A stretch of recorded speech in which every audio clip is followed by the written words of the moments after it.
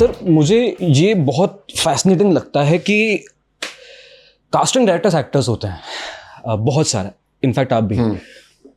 Is it fair और is it unfair? क्योंकि ये बहुत लोग बोलते हैं कास्टिंग डायरेक्टर्स खुद को ही कास्ट कर लेते हैं, आगे अपॉर्चुनिटीज पुश नहीं करते हैं, क्योंकि एट द एंड आप और मैं भी इंसान ही है।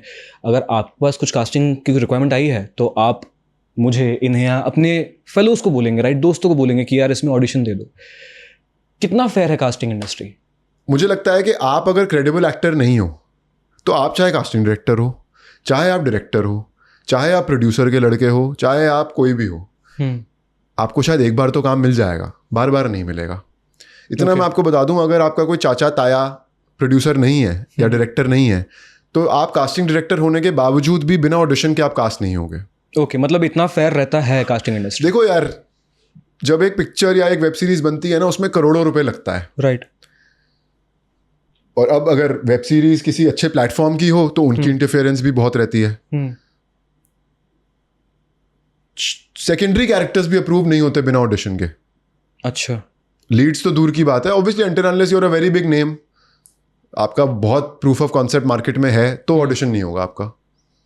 मैं बात कर रहा हूँ, अगर पंकज त्रिपाठी आज कहीं काम करते हैं तो वो ऑडिशन नहीं करते होंगे, जितना मेरा मानना है। या शायद वो ऐसे हैं कि वो आगे से बोल देते हो कि यार ये थोड़ा अलग लग रहा है कैरेक्टर मुझे, इसमें एक बार करके देखते हैं कैसा होगा। और मुझे लगता है कि अब वो स्टेज पार कर चुके हैं कि उनको ऑडिशन करना पड़ता होगा। बट कोई भी इंसान जिसका उतना सक्सेस नहीं है अभी, वो बिना ऑडिशन के फॉरवर्ड नहीं जा सकता। Okay. आप चाहे अभिषेक बैनर्जी का एग्जांपल ले लीजिए, आज वो बहुत बहुत अच्छा काम कर रहे हैं, और casting bay is one of the finest casting agencies that we have here. तो दोनों जगह एक्सेल कर रहे हैं वो। बट क्या अभिषेक को काम मिला था क्योंकि वो सिर्फ एक कास्टिंग डायरेक्टर थे और अच्छे एक्टर नहीं थे? अगर अच्छे एक्टर नहीं होते तो Abhishek Banerjee would have been history after the first film. Understood. But if you have seen that guy leading films after films, there is a reason, because he is very well aware of the craft.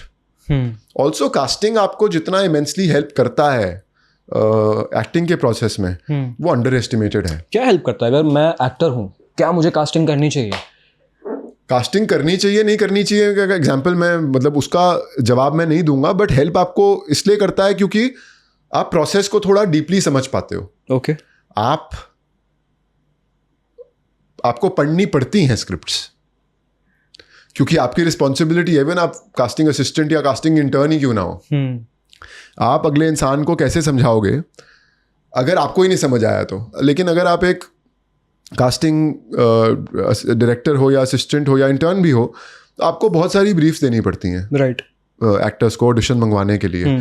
तो एक तो आपकी habit बन जाती है by default ही या by force कि आपको पढ़ना ही है स्क्रिप्ट्स, और फिर आप समझते हो कि इसमें ये क्या करना है, क्या इमोशन है, क्या लाइन है, क्या कैसे बोली जाएगी, कितना ठहराव चाहिए, कितनी लाउडनेस चाहिए, कितना सटल चाहिए, आपको समझ आती हैं ये बातें, है ना। Okay. उसके बाद जब आप ऑडिशंस देखते हो, अब एक कैरेक्टर है अगर प्राइमरी, उसके लगभग 15 से 20 ऑडिशंस होते हैं मिनिमम, अगर एक सेंसिबल कास्टिंग डायरेक्टर कास्टिंग कर रहा है तो। शॉर्टलिस्टेड टेस्ट जो होते हैं।